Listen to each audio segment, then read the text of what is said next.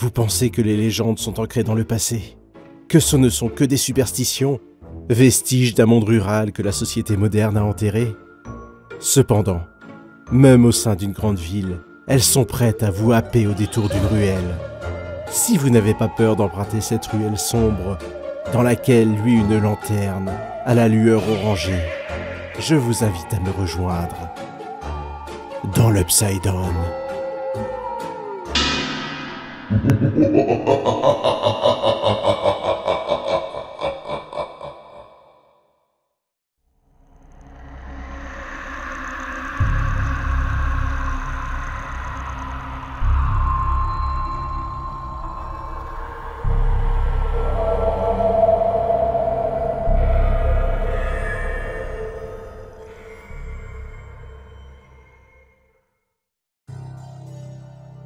J'étais allé boire un verre en ville, dans un bar à 2 pas de chez moi. Étrangement, il n'y avait pas beaucoup de monde ce soir-là. Je me suis assis au comptoir et j'ai demandé une bière. Un homme qui se tenait à mes côtés engagea la parole et m'a proposé un pari. Bonsoir, jeune homme. As-tu envie de devenir riche ce soir? Si tu gagnes ce pari, je te donnerai tout ce que je possède. Cet homme était sorti de nulle part et semblait tellement pauvre que je me demandais quelle richesse il pouvait bien avoir. Je bus une gorgée avant de lui répondre sur un ton amusé. Je m'en voudrais de dépouiller un pauvre homme. Ne peut-on pas parier sur la prochaine bière plutôt? C'est alors qu'il me montra une montre en or à son poignet, m'assurant qu'il possédait encore bien plus.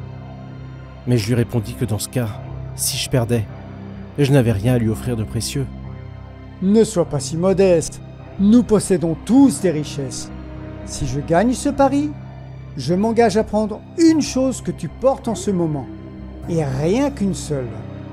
N'ayant très peu de monnaie dans mon portefeuille et aucun bijou de valeur, je n'avais aucun risque à accepter son pari. Une fois accepté, il sortit une pièce de sa poche. Elle semblait très ancienne et précieuse elle aussi. Puis il me dit « Pile, je gagne. Face, tu perds. » J'avais vu le coup venir. Cette technique était vieille comme le monde et très efficace pour gagner un pari. Dans les deux cas, l'autre gagne. Peu importe que la pièce tombe sur pile ou face. Je lui ai fait remarquer sa tricherie et d'un air renfrogné, il me laissa choisir le côté gagnant de la pièce. Il m'a même laissé lancer la pièce et la rattraper afin de m'assurer qu'il ne cherchait pas à me jouer un mauvais tour. J'ai choisi le côté face, celui qui me portait toujours chance. J'ai lancé la pièce en l'air et je l'ai rattrapée dans ma main. Mais lorsque je l'ouvris, la pièce était sur pile. Bon joueur, je lui ai dit qu'il pouvait prendre ce qu'il voulait, en lui montrant le contenu de mon portefeuille. Mais il me repoussa la main, me disant de garder mon argent. Et puis, il s'est levé et il est parti. La pièce du pari se trouvait toujours dans ma main. Je me suis retourné pour la lui redonner, mais il n'était plus là. Je n'avais même pas entendu la porte claquer. Je me suis retourné vers ma bière, et je sais pas pourquoi. Je me suis mis à jouer, à faire glisser la pièce entre mes doigts.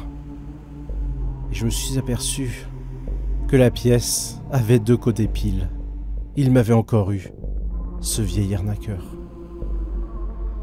Mais pourquoi est-ce qu'il voulait autant gagner, alors qu'il m'avait rien pris?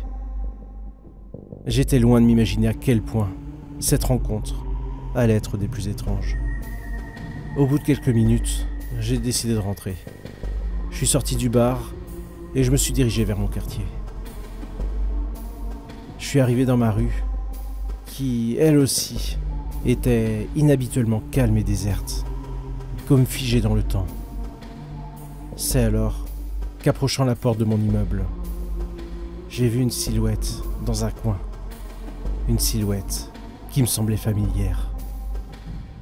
L'homme que j'avais rencontré au bar m'attendait à la porte de mon immeuble. Mais comment pouvait-il savoir où j'habitais? Lorsque je suis passé à côté de lui, il m'a dit une chose. Je viendrai chercher mon dû, le moment venu. Je me suis précipité dans le hall et j'ai refermé la porte derrière moi. Je regrettais déjà d'avoir parlé à ce vieux fou dans ce bar. Et je comptais plus le fréquenter pendant un moment. Je tenais plus à voir cet homme. Une fois rentré chez moi, j'ai fermé la porte à clé et je me suis affalé sur le lit pour tomber instantanément dans un sommeil profond. L'instant d'après, je me suis retrouvé dans un endroit angoissant. Il y avait un pont sans fin qui traversait une sorte de marais. Au bout d'un moment, j'ai vu une silhouette se dessiner au loin. Puis, elle semblait se rapprocher, petit à petit. J'arrive. C'était lui, encore cet homme. Je savais que j'étais en train de rêver, mais j'arrivais pas à me réveiller. J'arrive. J'étais pas dans un rêve. Le décor était surréaliste, mais une sensation me faisait dire que cet homme était bien là. Et il se rapprochait, alors que j'étais paralysé. Je suis bientôt là. Je ne pouvais pas me retourner, et encore moins courir pour m'enfuir loin de lui. Alors, es-tu prêt? Prêt pour quoi, pensais-je. Mais il me laissa pas le temps d'ouvrir la bouche, qu'il me répondit aussitôt, comme s'il avait lu dans mes pensées. Je suis venu chercher ce qui m'est dû. En tant qu'honnête homme, je viens prendre simplement une chose que tu portes en ce moment, comme je te l'ai dit plus tôt. Rappelle-toi, nous avons passé un pari. Mais avant, je vais te raconter mon histoire. Mon nom est Jack, et il y a quelques années, j'ai passé un accord avec le diable. Mon âme en échange d'un dernier verre. Même me croyant plus rusé que le malin en personne, j'ai réussi à le duper et à le faire jurer de ne jamais prendre mon âme.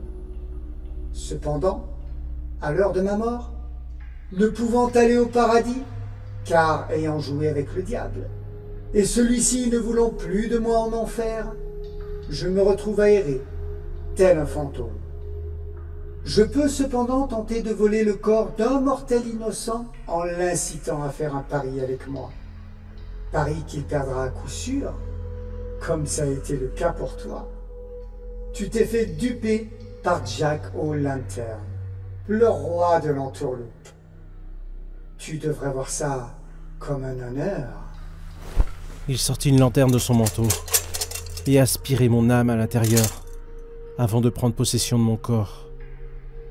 Mais ce bon vieux Jack est tout de même fair-play. Ce soir, il m'a donné l'occasion de sortir de sa lanterne pour aller duper quelqu'un à mon tour et prendre possession de son corps. Alors, on lance les paris. Pile, je gagne. Face, tu perds.